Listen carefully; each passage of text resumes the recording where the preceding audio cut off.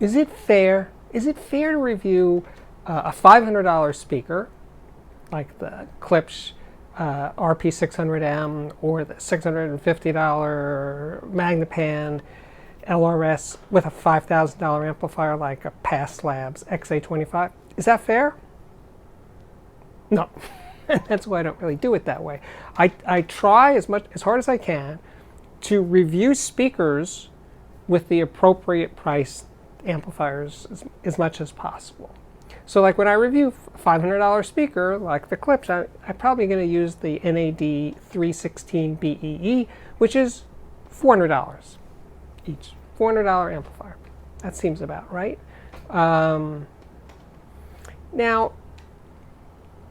and I almost always refer to the electronics I'm using when I'm doing a speaker review because of that reason. I think it's really important that not to mislead the viewer or reader of what's going on here, right? So I'll usually talk about the amp and sometimes the rest of the system if I think it makes sense. But,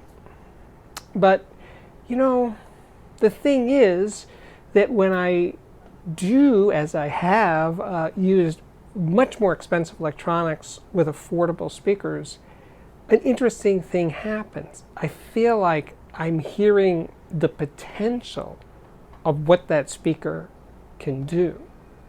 When I use the LRS with the Pass XA25, it's like, whoa, this is a very serious, this is not an ordinary $650 speaker. It is an extraordinary $650 pair speaker that Maggie LRS is.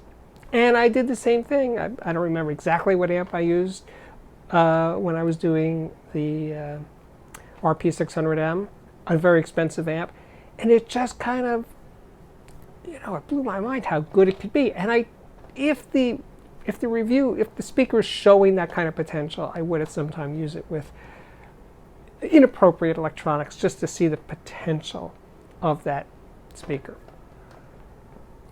And in a way, I did it when I reviewed the Dayton B652 Air, which is a $65 a pair speaker, and I use it with a $25 Lepi LP 2020 TI amplifier.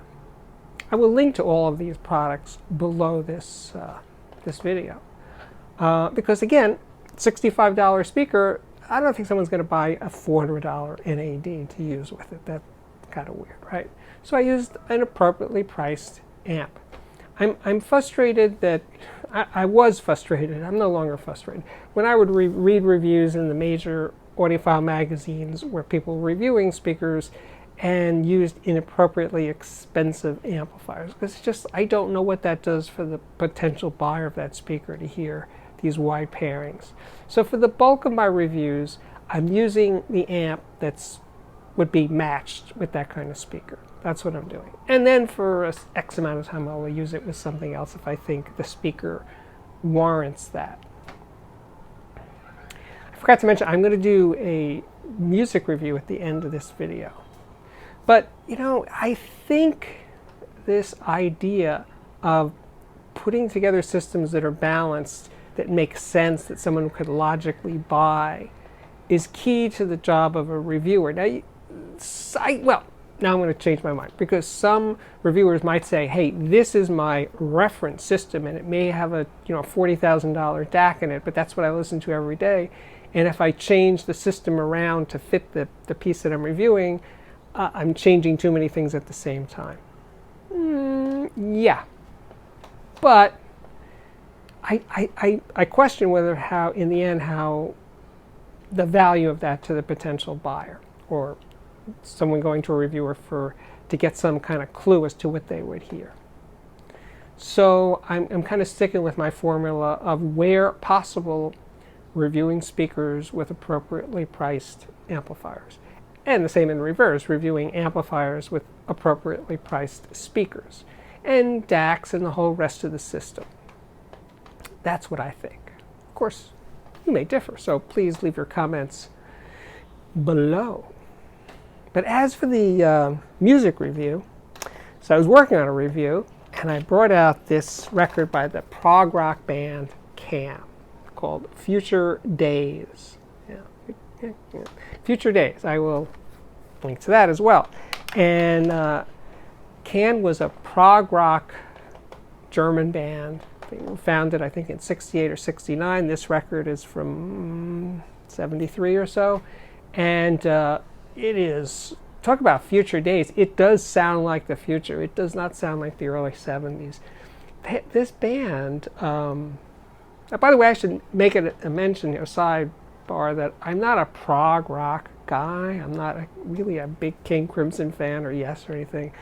But to me, Can has a lot more going on, because there's elements of funk and psychedelic and rock, certainly, and definitely jazz. I think the drumming is much more jazzy than prog rock tends to be. And this record in particular, Future Days, just has this kind of wash. I mean, this huge sound, dense, with multiple things going on all at the same time. It's very melodic. It tends to be more instrumental than having vocals. But I just love the groove that this band lays out on this album.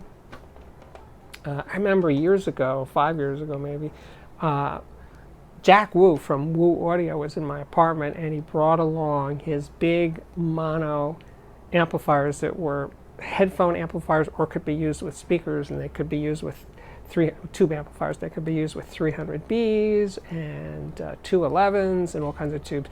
And I had Zoo Druid 5s, I believe, and we played this Can record, the LP. I also have the LP. I just couldn't lay my fingers on it right now.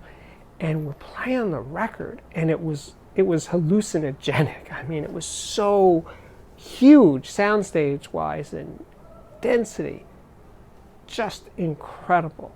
So if you have any leanings towards early prog rock or German rock or krautrock, whatever you want to call it, check out Can. Especially, this would be a great way to get into the band.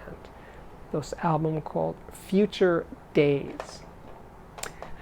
My name is Steve Guttenberg. This is the Audiophiliac Daily Show, and it does come up daily, so check it out often. Please subscribe. That's the best way.